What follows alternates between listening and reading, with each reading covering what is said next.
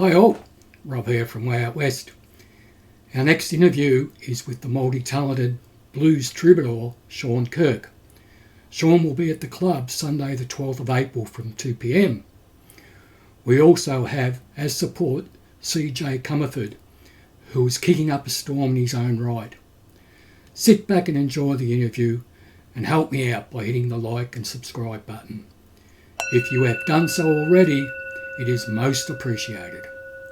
And as always, rock on, my friends. Right, so thanks for joining me, mate. I really do appreciate it. I'm going to Oh, throw a good. couple of questions your way. Can Cool. you tell me, first off, when did you pick up the guitar? First picked up the guitar when I was about 16.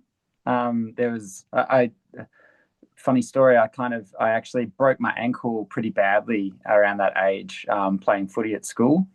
And the guitar, my mum had kind of put a guitar in my room, like an old nylon string guitar, um, just because I think she'd sensed that, I was interested in art and all the, kind of creative um, subjects at school, and I was kind of hanging out with the wrong crowd as well at the time, and so I think my mum kind of sensed that that was these things were an opportunity to maybe break free from that crowd, and so she put this guitar in my room. I broke my ankle, and I'd kind of started tickling with the guitar a few months earlier, and yeah, that broken ankle forced me to sit in a bed for about probably a solid month, and that's where the kind of the love with the guitar grew. This wasn't a question, but now you're talking about footy. I'd suspect you'd be a nifty little rover or something like that. Yeah, I was I mean, I used to play the kind of full forward, or yeah, sometimes I'd play on the ball as Yeah, well. cool. Yeah. And when did you become aware of the music we call the blues? Did you get attached to the legendary guys first, or was it some more contemporary guys? I'd say the pivotal moment was probably, well, there was two that I can remember. One was going to, my mum took me to once again, my mum, Hmm. she took me to a Clapton concert. Um, and I can't remember what year it was, but it was the year that he was touring, and there was Clapton in the middle, and then there was Derek Trucks on one side and Doyle Bramhall on the other. So it was a bit of a masterclass, and Clapton barely even played guitar from what I can remember. It was kind of the Derek Trucks and Doyle Bramhall show. So I went to that, and that really hit a nerve with me, and struck a chord, and then I think shortly after or shortly before, I can't remember exactly what sequence it was in. I went to a once again, I think it was my mum took me to a Ash Grunwald concert, at the old, what's now the Suki Lounge. Back then it was called Ruby's Lounge, in Belgrave. And I just distinctly remember looking around and being like, there's so many young people at this gig. Like, this is a blues gig, and there's young people everywhere. And so that then kind of inspired me to really go down the rabbit hole of discovering your Delta blues greats, your Howlin' Wolf and Muddy Waters and Robert Johnson and all those kinds of cats. And then yeah, it's been a never ending adventure since then. Once you go down that rabbit hole, mate, you never stop. There's Right, always something to discover. I've right. got one Eric Clapton story. First time I went to see him was in the early, or maybe the mid 70s, and it was the worst gig I've ever been at. He was in a Oh, really bad way, a festival hall. yeah. And, they brought a couch out on stage, and he sat down most of the time. People booed and got up and left, and it was Wow. just so bad. And he apologized in the paper. And the next day, when he played at festival, it was the best show of all time. But I was unfortunately at the wrong one. That's It's a crazy. bummer. I've never seen a couch pulled out on stage Oh, before, but mate, I think he was in his, those really heavy drug days. So, but yeah. anyway, no matter. He's still a Yeah. legend. When did the idea of becoming a full-time musician occur to you? Well, I went full time in 2010. I just remember at the time I was working at a music store in Baronia, a music store called KC's Rock Shop, Mm. and I was doing plenty of gigs like all around Melbourne. I think I'd started kind of like going out on little trips around country Victoria and stuff as well. And it just got to this point where I was kind of only really working like once a month at the music store. And so I say now, I never got fired. I just kind of got nudged. Because my boss back then, he kind of said, "Look, mate, like this is becoming unrealistic now. You kind of just got to go do your thing." And so off I went. I packed the van full of all my stuff and started touring around the country. And Have you always been like a solo performer, or have you ever considered playing in a band format?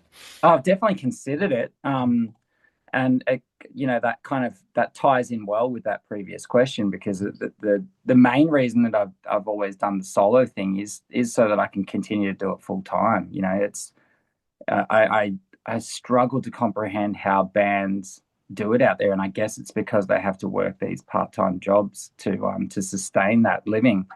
And I just that doesn't sit too well with me. I'd rather just be fully invested in the music, and if that means I just have to do it solo until maybe the market changes at some point, then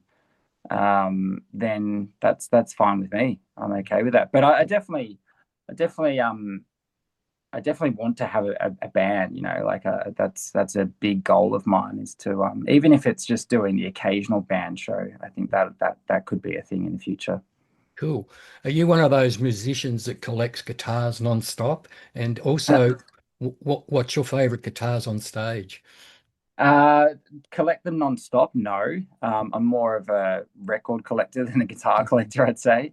Um, but the guitar I've been using now for 10 years, although it's on the operation table at the moment with uh, kind of a neck that needs a reset and is kind of starting to break loose. But that's an old K, a 1957 K upbeat, and I think, don't quote me, I can't be sure. And if anyone's listening that has one, please let me know. But I think I've got the only one in the country.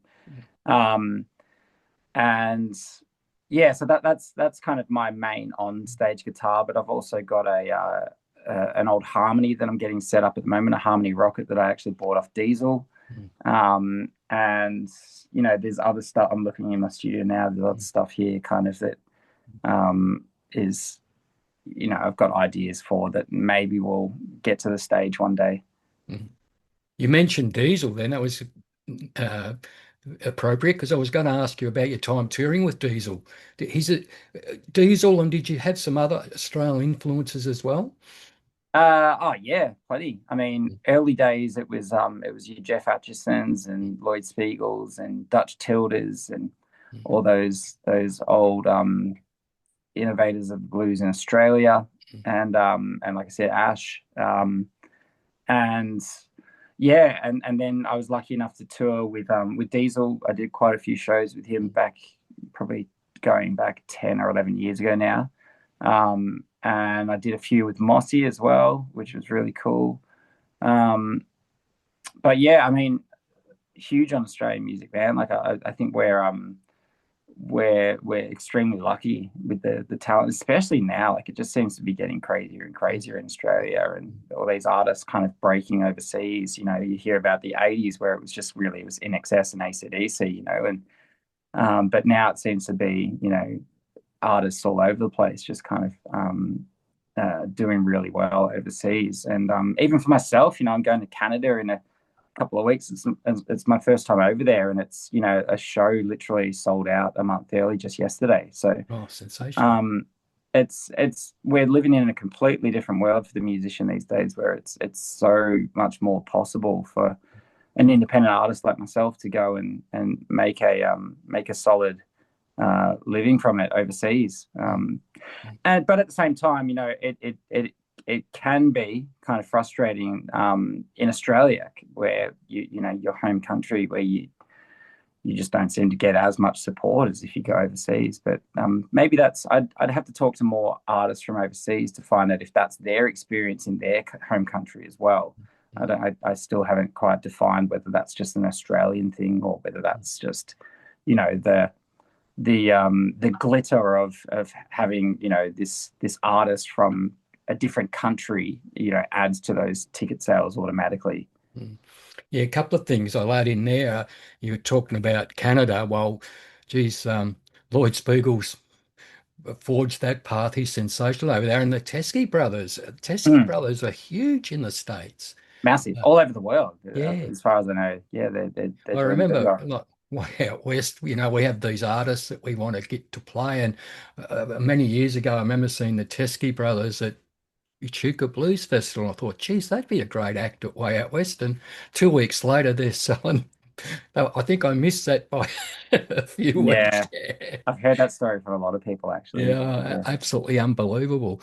yeah, Um, just back to Diesel, was he a pretty cool guy? Because he seems I don't know, 100%. a bit aloof. He's not that way at all. No. Dude, Mark's cool as. Yeah, Yeah. Mark's cool as. He's got an incredible brain. Mm, Super, super knowledgeable. Probably the most knowledgeable kind of musician in terms of gear mm, and you know, when you're talking records and all that kind of thing with him, he's got this encyclopedia mind, um, and really down to earth and welcoming oh, always. good. And that's Yeah, really great to hear. Yeah. yeah. I've got you know so much respect and gratitude for Mark and the opportunities he gave me and everyone that he works with as well. You know, was his sound engineer and Jay. Mm, You know, these are guys that I've forged kind of friendships with mm. through that opportunity to play those shows with Diesel. Yeah, it's great. And I guess too, also he recorded a great album with Chris Wilson, so that says a lot as well. Yeah, Yeah, yeah, yeah. I think Mark just wants to make music, man. yeah, He's just that's his purpose on earth is yeah, just to make music, and yeah. he lives that. I was lucky enough to kind of get in the studio with him a few years back as well, and I've never seen anyone work so fast. Like Mm.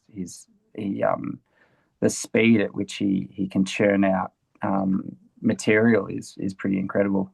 Not fantastic. Now, obviously mentioned Diesel touring with him, but I also believe you supported Joe Bonamassa. Did you get to interact with him much? No, no, Yeah. not at all. I was actually funny enough, and you know, this might not have been Joe's decision, but I was pushed away from going to say thanks for Mm, having me to him. mm, The security guard said, "No, you can't come in this room. You can't do that." mm, So no, that was kind of that gig was an interesting one. mm.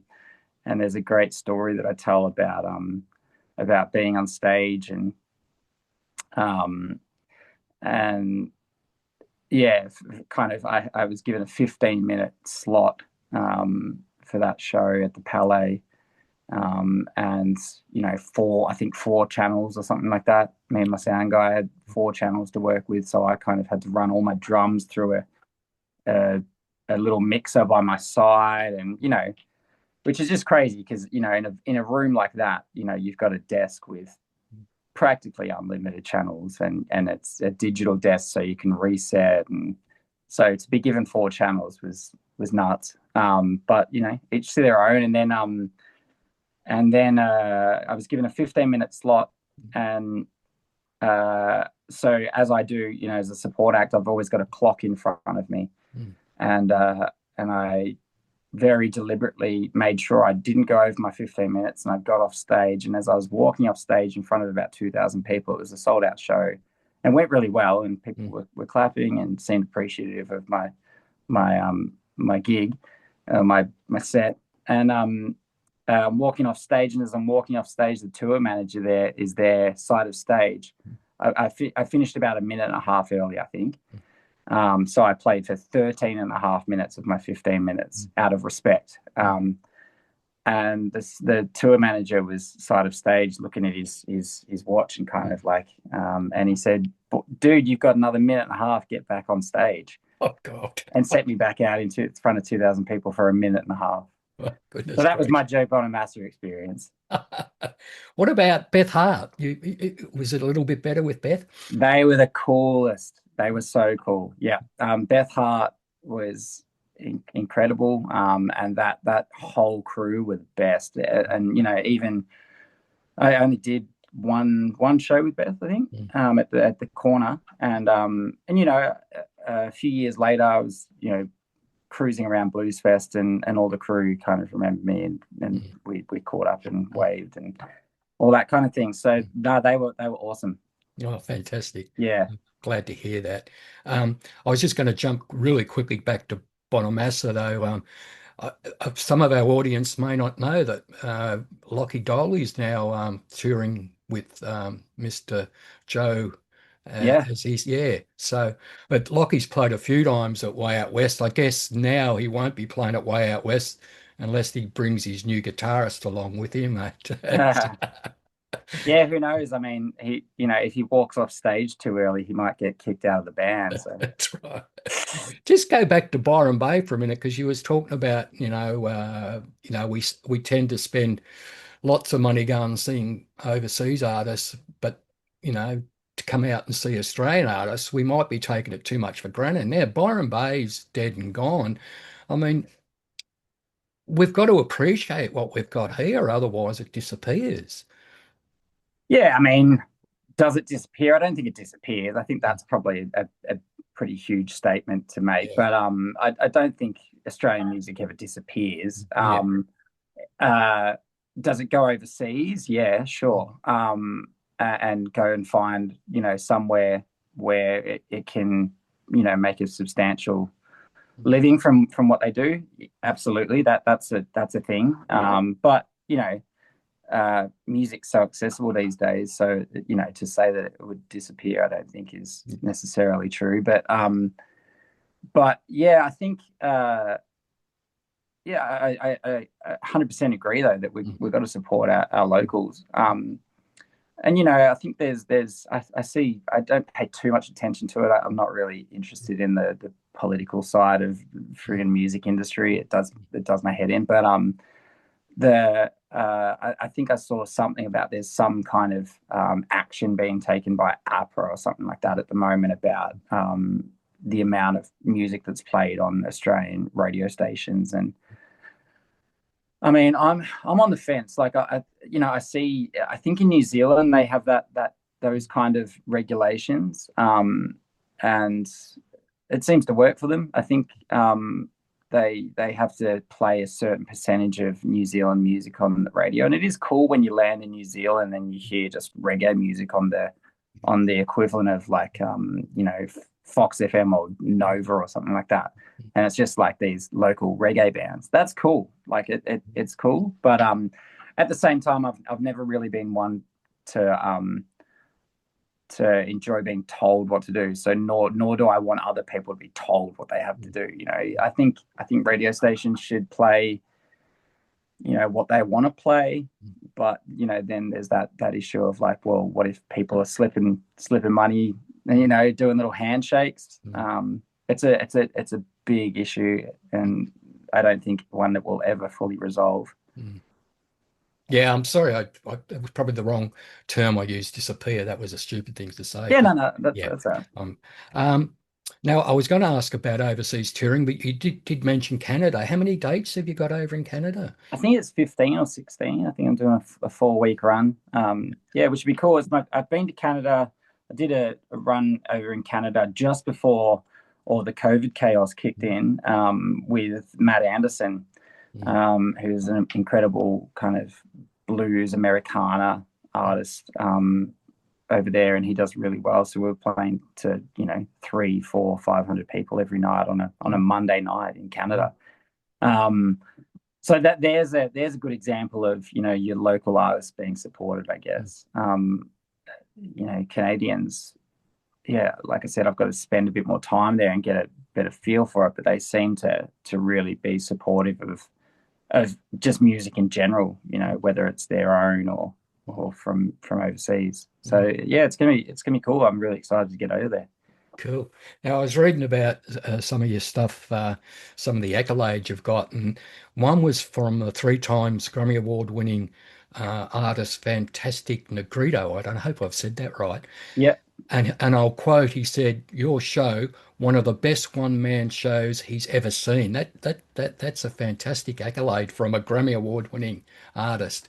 Yeah, pretty Yeah, cool. yeah, Yeah, really cool. I was lucky enough to do some more shows with him just a couple of weeks ago. I did a Brisbane and Sydney show, and yeah, I mean, I've got massive respect for Fantastic Negrito and all that he does. I mean, his records are incredible, and just watching his band the other week, you sit there and go, man, these guys are just on another level. Like the arrangements in those songs that he puts together and stuff are just and the artistry in his, not just in his music, but in the way he presents himself and the banter on stage and the theatrics on stage. It's just so it kind of it reminded me a little bit of like some of that old kind of Tom Waits stuff. Where he'd go off into these little kind of rants or stories or whatever, and there's kind of this kind of jazzy, creepy kind of music going on in the background. They kept doing that kind of thing, and it was just it was awesome to watch. So yeah, I think yeah, what can you say? I don't know. It's nice when people say good things about you, I guess. no, it's fantastic. But I don't get caught up in it. Like it's handy to have on my resume, Mm, absolutely. And I think it's probably helped me sell a lot of tickets, mm, which is something I'm really grateful for. mm. But I just keep plugging away at what I'm doing, and if people like it, they like it, and if they don't, they don't. That's all cool. Yeah, talking about Tom Waits, one of my favorite double albums or live albums is that Nighthawks at the Diner. Yeah, Yeah. The Crackers classic. Dawn, better be careful, I'm so horny, or something like that. It's Yeah, yeah. It's it's fantastic, absolutely yeah, the fantastic. quirkiest musician that's ever lived. I think Yeah. just incredible. Back to talking about being a solo artist on stage, and it must be so hard for you. Oh, no, that's the wrong thing again to say because you've got no support around you. How is important for a solo artist to get that connection with the audience as quick as possible? Um, oh, that's a good question, Rob. I mean, it's important, Mm, absolutely. But um, you can kind of build it as the show goes on as well. Uh, and the beauty of being a solo artist is that you don't kind of have to stick to a plan. Like if the audience isn't giving you anything, your set that you might usually play isn't really working, you can very quickly flip and mm, try something new. I'm lucky that I don't really ever have that problem, but it's definitely got its advantages as well as its disadvantages. As a band, you kind of, especially if you're on a big stage or something, to communicate to mm, the bass player who's 20 meters to your left, where we're going a different direction. That can be really tough. Speaking of the Fantastic Negrito shows, mm, they were doing something which I'd never seen before, where they had a new drummer and a new guitar player in the band, and so they were using in-ear monitors, and the keyboard player who was playing shows with Fantastic Negrito back when I first played with him in about 2018, maybe. Um, he had a microphone, a pedal at his foot where he could mute the microphone to deliver out the front mm, where the audience would hear, and it only delivered to the in-ear monitors where he was kind of directing the band, based on Fantastic Negrito's movements, and like because they're a band that doesn't really do the same thing night after night. They very much kind of just have to watch Xavier on stage and go with him. mm. So that was pretty cool. As you certainly don't have that as an artist, as a solo artist. You kind of you just got to, I guess, communicate to yourself. Um, and tell us, what does a Shaun Kirk set look like? Is it all originals or a little bit of mixture of some? Yeah. Yeah, I mean, I throw in a few sneaky covers, but it's I'd say it's 90% originals, and pretty high energy stuff.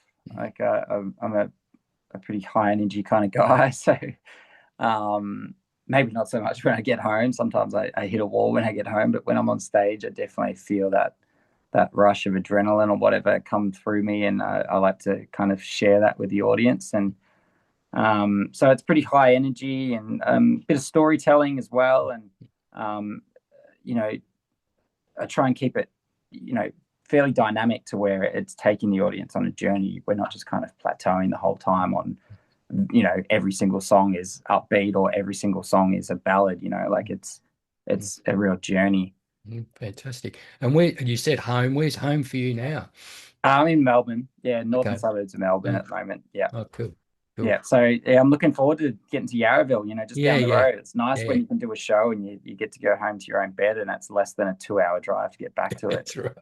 Yeah, That's one of the problems of Australia. It's such a damn big country, and if you're going to do an East Coast tour, that's a lot of driving. yeah, I know it'd yeah. be like And similar to Canada too, I guess.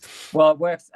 It works well because I think I'm flying to Canada literally the next morning, or possibly even that night. I've literally got to book the flights today. So Oh, yeah, fantastic. All right. yeah, That's about all I've got, mate. We're so looking forward to seeing you on the Sunday, the 12th of April, which is the day before my wedding anniversary with my wife, Wendy. I think it's 41 years. Maybe you can ask her just quietly how many years it is and just remind me to buy some flowers the next day. Will you do that for me? yeah. Sure, All sure, right, mate. Thanks so cool. much. I really do appreciate you taking the time out. And we'll see you on the 12th and we're going to have a good time. I've seen your shows before at different festivals. And when you said it's high energy, I can attest to that. It's a Yeah, fantastic show. So yeah. we Thanks, hope Phil. we I'm pull really a looking few forward for you, to mate. it. No worries, mate. All the best. See you Thanks. later.